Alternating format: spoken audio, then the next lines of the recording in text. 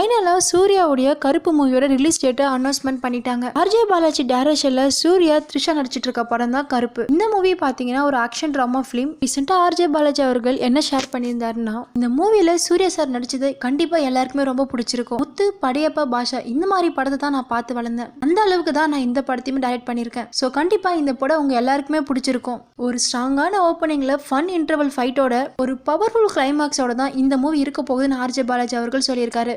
கருப்பு மூவி ஒரு பெரிய ஹீரோவோட படம். அதனால என்னோட ஹீரோவை இந்த படத்துல dance, comedy, fun, fight, villain கூட இருக்கிற சேலஞ்சஸ், ரெஸ்பான்ஸ்னு எல்லாமே இந்த படத்துல நான் பண்ண வச்சிருக்கேன். ஸோ இந்த படம் கண்டிப்பா உங்க எல்லாருக்குமே பிடிச்சிருக்கும். சூர்யா சார் ஃபேன்ஸ் எல்லாருக்குமே இந்த மூவி ஒரு ட்ரீட்டாவே இருக்குன்னு சொல்லியிருக்காரு.